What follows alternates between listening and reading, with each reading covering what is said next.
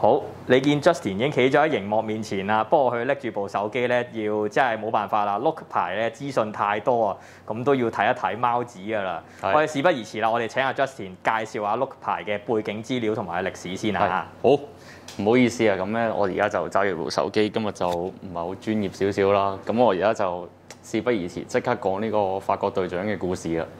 咁咧，法國隊長 Look 咧點樣出世嘅咧？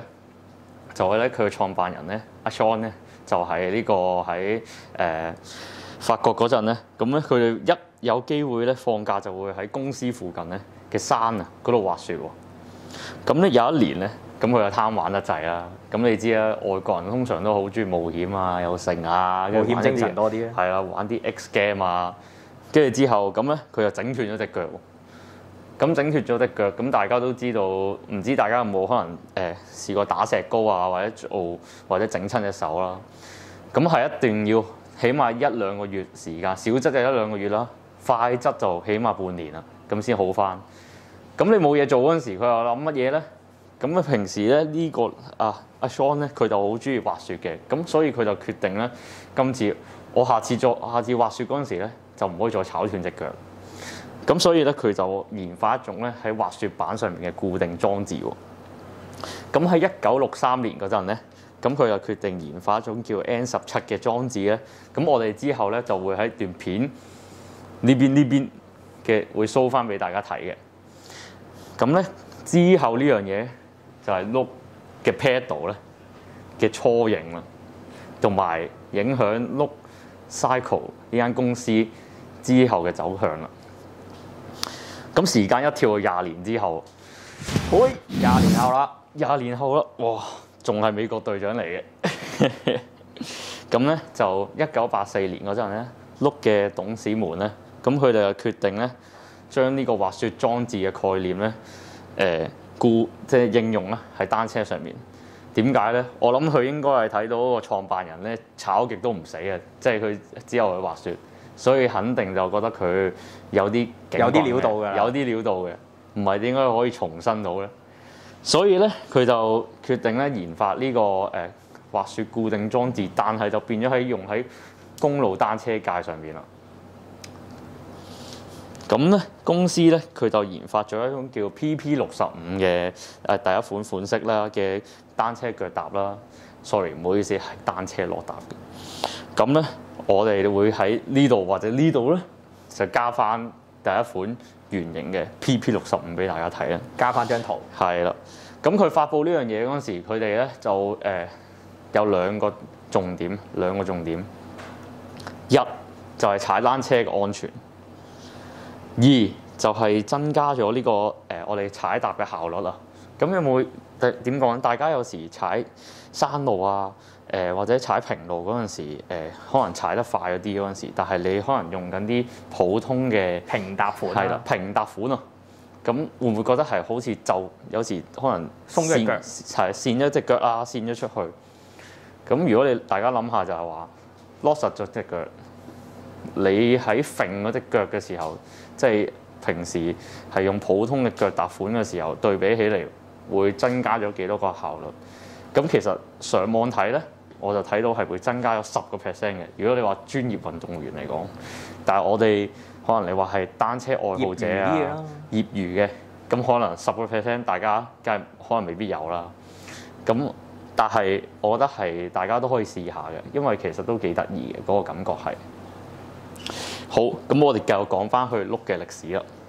咁咧喺1984年嘅第2年咧，咁呢個海洛特啊，呢個環法選手啊，咁佢就為呢個 Look 公司咧測試咗呢個 PP65。但係其實咧，佢係喺最後尾差唔多14站嗰陣時咧嘅衝刺咧，咁佢就跌親喎，佢塊面仲跌到流晒血，同埋個鼻骨折啦。咁其實但係佢仲接受到訪問，呢條友真係勁。咁佢當時咧就同採訪區嘅傳媒講喎，就話：哦，我隻腳啊同埋手仲喺度，呢個係一個好重要嘅事實。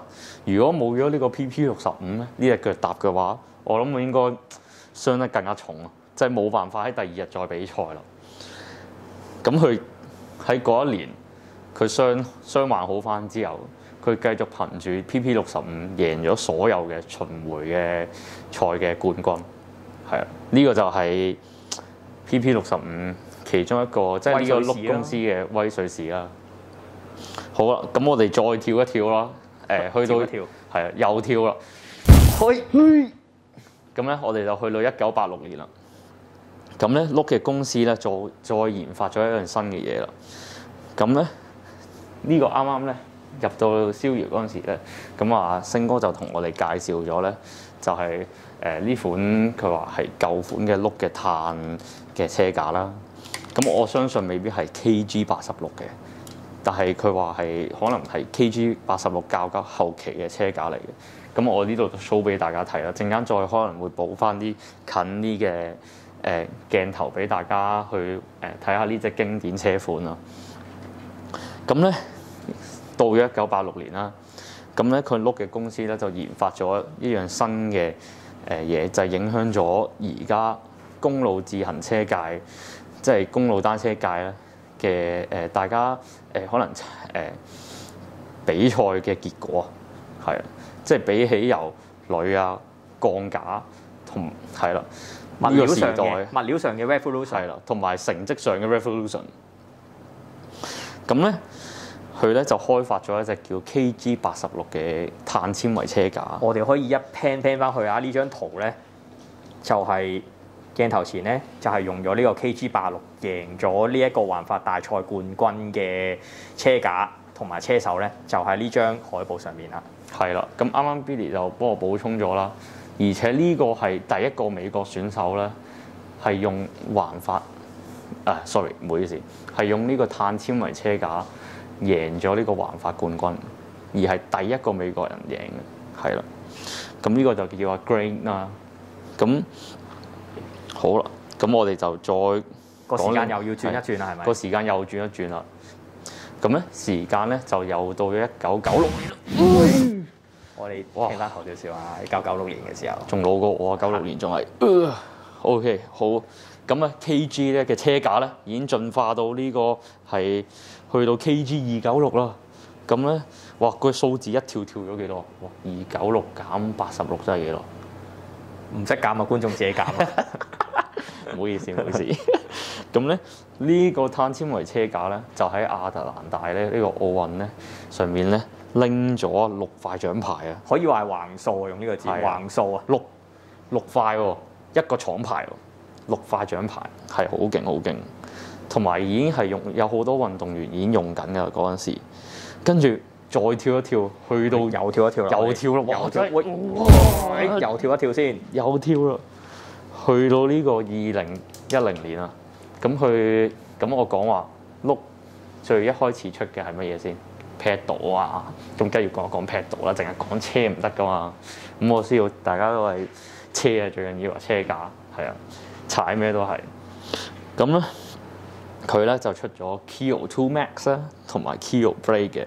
咁呢兩隻腳踏咧都贏咗唔少創新科技嘅獎牌啦，係啦獎牌啊，即係好似例如德國嘅紅點獎啦，同埋例如呢個IFNI 嘅獎啦，佢都贏過。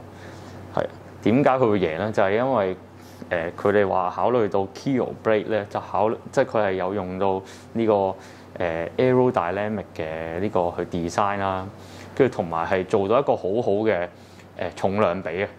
即係通常你想要更加好嘅踩踏效率，就可能你要更加重嘅嘢㗎嘛。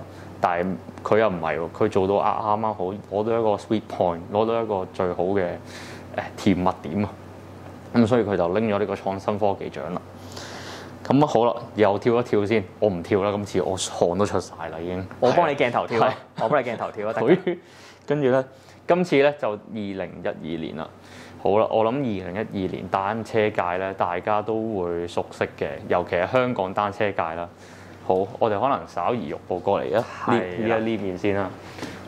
咁係啦，我哋平時又講 road bike 啦，咁但係對於如果你話即係可能另一個界別都係玩單車嘅呢個場地賽，我諗大家都係可能近呢10年先會比較熟嘅，同埋香港老實講係比較少人玩嘅。但係咧佢咧就為我哋香港人創下咗一個奇蹟。佢同佢嘅拍檔咁咧就係、首先啦，喺倫敦奧運會上面啦，喺場地跟蹤賽咧，咁 L96咧呢個唔係啊，呢個 T70嚟㗎，唔好意思 T20 嚟嘅，呢個 T20 嚟㗎。咁 L96咧同埋呢個車架咧就為呢個碌牌咧喺倫敦奧運會同埋殘奧會上面咧拎咗13面獎牌啦。咁我哋香港嘅李慧詩咧都係有其中一塊獎牌佔咗入邊嘅。咁佢嗰陣時就係拎到銅牌嘅。咁再時間跳一跳啦，2013年嗰陣咧，咁佢就出咗，可能係我哋要行一嚟呢邊睇一睇呢部695嘅，係啦。咁嗰陣時咧，佢出咗呢部695啦，但係呢部唔係 Aerolite 嚟嘅。咁咧呢部咧，咁佢就話佢咧原廠咧就係配呢個 Aero Brake 啦，同埋 Aero Stem 啦，即係總之係一大紮相關同佢一齊吻合嘅配件咧，係令到佢減少咗不必要多餘嘅碳纖維啊，同埋佢喺車架上面都做咗唔少即係可能減重嘅功夫啊。所以其實成 set 如果你話全車嘅碳纖嘅配件咧，都係減咗1.5 kg 咁多。呢個其實係真係好多，好強㗎。而咧喺呢架車喺腳踏方面啦，咁就用咗呢個 Blade Carbon 嘅。咁我就講過佢話攞過呢個紅點獎啦嘛，同埋攞過呢個 INFI 嘅創新獎啦。咁就係佢咧就係因為有呢個 aerodynamic 嘅，同埋增加咗呢個腳踏啊接觸面啊。佢咧呢個嗰個 content area 係有700 mm square 嘅咁多嘅，係比平時啊你可能用開即係可能 Keo Classic 嘅係可能400 mm 咧。係多咗好多好多嘅，係啊，咁係增加咗個力量重量比咧，所以就令到咧大家踩可以再快啲，同埋輸出嘅功率都會大啲。咁就暫時我哋碌嗰度咧就講到咁樣先啦。咁之後咧我哋就再介紹下765、695，跟住之後仲有795啦，仲有875啊，麥迪遜嘅。同埋呢架 T20，咁啊再同大家講一講啦。好多謝 Justin 嘅介紹啊 ！Thank you。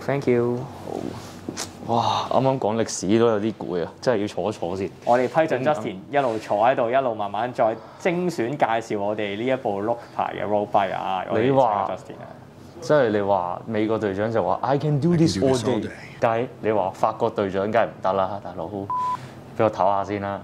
好，咁我哋而家就事不宜遲，即刻講一講呢個碌嘅765先啦。咁765咧嘅呢部嘅定位咧就係 endurance 嘅，咁就可能同 Canyon 啊嘅 endurance 啊，跟住之後同 Giant 嘅 Define 啊，跟住之後同呢個Cannondale 嘅類似係 Topstone 咁樣嘅，係同一個 level 啦，係同一個定位啦。咁但係咧，法國嘢梗係輕香啲㗎啦。我哋一齊睇下點解佢咁輕香。咁首先咧，大家見到咧呢個紅黑色配銀色嘅呢個大餅嘅配色咧，一睇大家就知係咩啦。大家唔會陌生啦。嗱，我 Billy 仔補充翻先。嗱，如果未睇雲棚單車 Shop Tour 系列咧，你快啲去睇，你睇完你就知係咩。我哋可能會擺喺左上角或者右上角嘅，俾翻條 link 俾大家，一定會嘅。係啦，但係我哋都少介紹一陣先啦，都唔會話唔介紹嘅。都照講一講，溫故知新下先。係啦，咁就佢就用咗SRAM 嘅變速啦，呢個就係 Riffle 嘅定位嘅變速啦。而前邊咧，佢就用咗呢個4633嘅。咁而後邊咧，大家見到哇，佢係閃靈靈嘅呢個飛輪啦，咁啊就係1033嘅。通常咧endurance 款嘅車款咧，佢呢個前叉嘅龍轎呢個輪拱啊，咁佢會係闊啲，同埋係可以俾你裝得再闊啲嘅胎啦。咁而且佢後叉咧係有個叫 3D Wave 嘅專利嘅，同埋係呢個特別嘅名咧，就係可以俾你裝到一啲係650 C 啊，或者係一啲係好似山地車27.5寸嘅 link 啦，可能俾你會再整個厚啲嘅胎套，咁你可以等你係行啲gravel 啊，或者係再可能惡劣啲嘅路上面會舒服好多，即係可能。香港人啊，大家住村屋嘅，咁可能有啲路真係難到，真係會可能呢啲薄胎一嘢就穿晒啦，或者係成咁可能俾你低啲胎壓咁樣去過到啊嗰條路啊，會令到你踩得舒服啲咯。係啦，胎咧就去到42mm 喎。咁平時咧我嗰架Giant 嘅TCR 啊，都係配到30就最大都係。咁呢度配到42mm 嘅話係真係好大啊！佢咧呢架全架車咧就重8.5kg 啦。咁其實我覺得如果你話碟剎公路車嚟講，其實都算唔錯嘅，輕嘅。有啲可能去到9.5啊，或者係9，起碼都爭1kg。嗰1kg 就真係平路你唔覺啊，上山你係覺㗎。係啊，學 Billy 話齋，上山你係覺，真係好。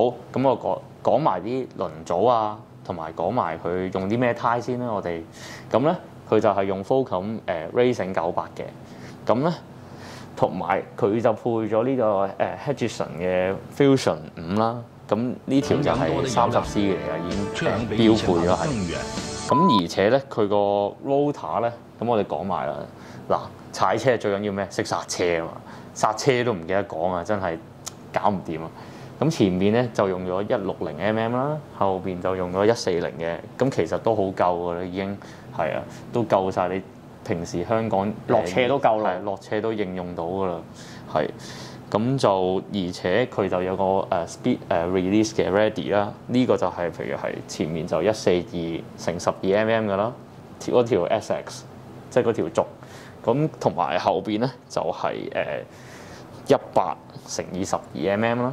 係啦，咁就可以俾大家參考個尺寸啦。咁同埋佢，我覺得呢架車最勁，真係最勁就係可以換到650嘅胎啦，同埋換到呢個27.5寸嘅山地車嘅車轆。呢個係我覺得最 buy 嘅嘢啦。個賣點係喺晒呢度，我都覺得賣點喺晒呢度。我 Billy 仔都覺得係。係咪想買翻部？冇錢啦，但係係啊，我都想買。咁咧，我哋事不宜遲，等 Justin 休息一陣，再講下一步啦。我哋跟住之後咧，就會再講呢個795 Blade RS 嘅，同埋會講少少可能 T20啊，同埋佢嗰啲配件咯。跟住之後就再俾大家睇一睇架695啊，或者係一啲轆嘅配件啊。係啊。如果覺得太多資訊性咧，可以依家斟啖水，跟住翻嚟再聽咧，咁啊啱晒㗎。好，唔該晒大家。好 ，thank you。Thank you。咁多謝大家收睇我哋今集 Look 嘅歷史介紹啦，同埋介紹咗 Look 嘅765 Road Bike。咁我哋下一集呢會繼續為大家介紹 Look 嘅產品啦。咁記住訂閱我哋 JB 單車兄弟啦喎。咁呢我哋資訊性太多啊，所以要分上下集啦，唔好意思啊。咁記住訂閱我哋 CLS， 多謝晒大家，多謝啦。好，我哋依家又去咗第二個位咯。Justin 唔好瞓啊，醒啦喂，醒啦喂。哇，介紹緊嘢啊，唔好怠慢啲觀眾啊。法國隊長真係今日都攰啦〜